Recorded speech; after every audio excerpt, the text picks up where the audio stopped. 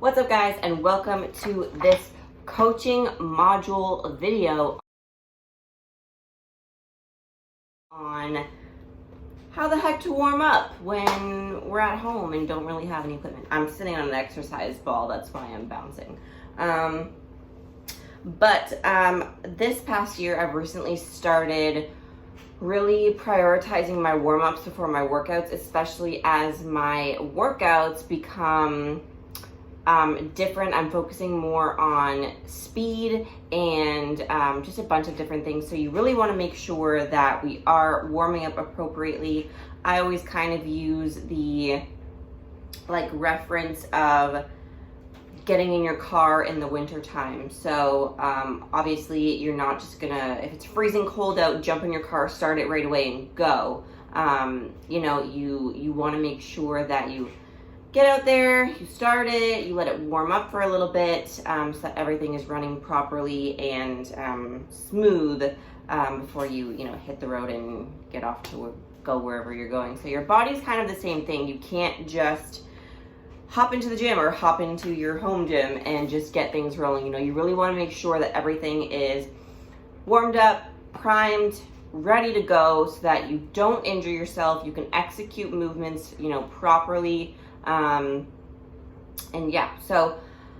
is kind of the importance of a good warm-up. For years and years and years, I would just, get in the gym, do a couple things here and there, or just get into my actual workout. And for my warm-up, just do a couple of, say if I was doing lat pull down, I would just do a couple of lighter sets and utilize that as my warm-up. But that's really not optimal. You really want to make sure, especially, or it doesn't really matter if you were training upper body or you're training lower body, you want to make sure that you are warming up your entire muscular system. All of your joints are warm, because if you think about it, say if you have leg day and you're doing squats, well, what do you hold the barbell with?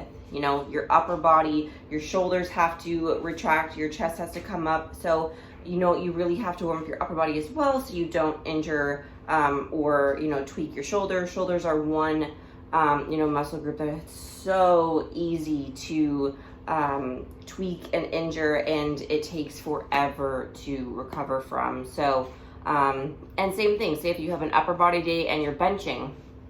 When you're benching, a lot of your power is coming from your legs. So although you may not be, utilizing your legs in a way like a squat or, a leg day movement, you still are utilizing leg drive, leg force. So you want to make sure that you're warming up, your lower half as well. So that's something that I did not do when I first got into lifting as well. So, I've kind of got a little routine down that I will share with you, kind of a full body routine that you can do at home before your workouts.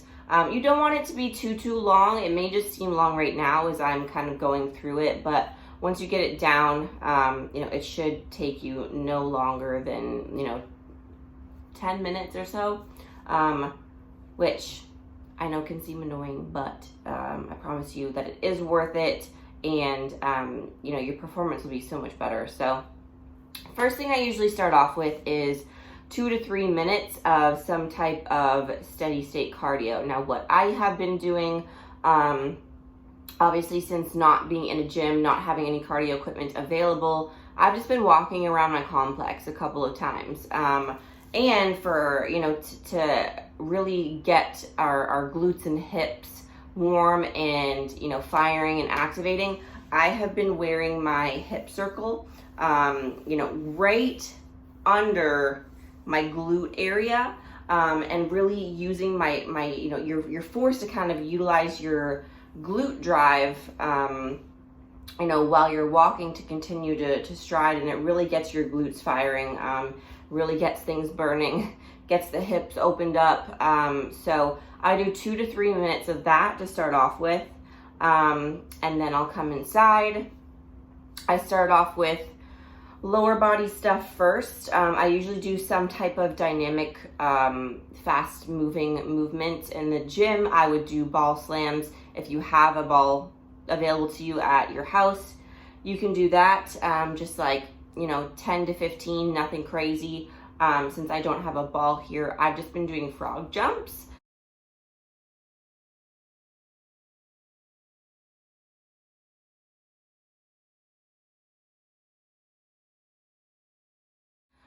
So it kind of just gets the whole body warm, everything firing, everything, engaging, and gets your body used to moving that quickly and having to fire that quickly. So the next thing I will do is an exercise called bird dogs. You see Steve doing these a lot. These are a great exercise to warm up the entire body, especially, the entire posterior chain. I'll put in a video of me doing them here.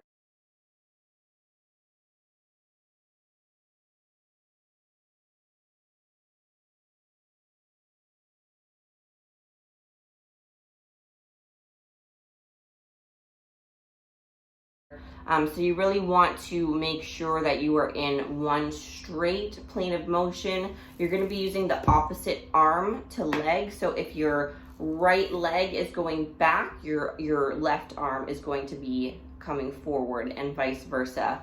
So I usually do 10 of those per side. The next thing I usually do is when I first come in, before bird dogs, I will keep the hip circle on and I will do band walks, but I'll put the hip circle, you can use a hip circle or you can just use a regular loop band around your ankles, and I will do 10 steps to my right, 10 small steps to my left, and then I'll get into the bird dogs.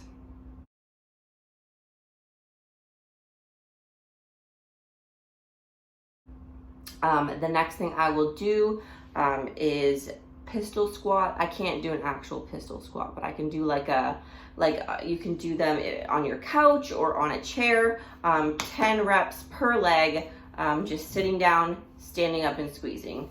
Sitting down, standing up and squeezing.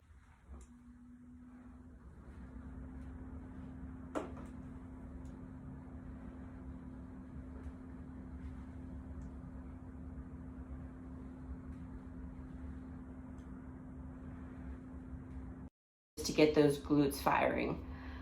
The next thing I will do, I'll move on to some upper body stuff. So at home you can use soup cans or whatever you have available to you in terms of just a super light weight. I do internal and external rotations with that weight. Like I said, the shoulders are a very fragile muscle group. They're very easy to tweak. So internal and external rotations, I'll usually do about 20 total. I will do this way as well. With that, going back as far as you can, coming down as far as you can.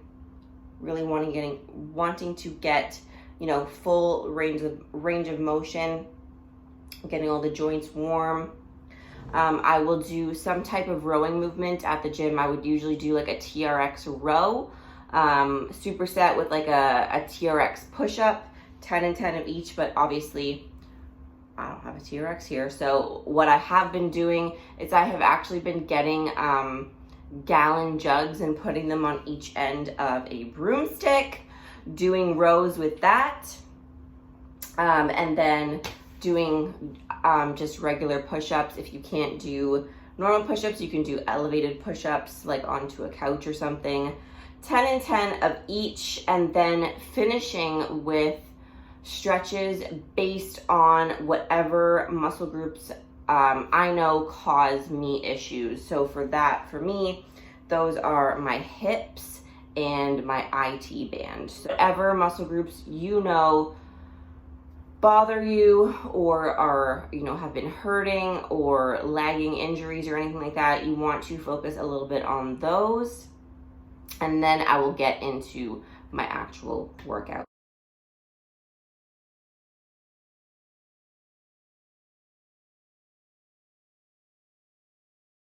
So, that's really it. So like I said, it may seem like a lot right now, but once you kind of get it going, it shouldn't take you longer than like 7 to 10 minutes tops. And then, like I said, I get going and I feel so much better just getting into my workouts and, you know, just feeling completely ready to go versus just jumping in there and just jumping right into the workout. So I hope this video helped you guys. Let me know if you have any, you know, other questions, comments, ideas, concerns. But yeah, so I kind of just go through one exercise like per muscle group. I do a couple dynamic movements, couple banded movements just to get everything engaging and firing. And that's really it. So thank you for watching. Again, I hope this was helpful. I hope you guys are staying safe, staying sane, and I'll see you all in the next one.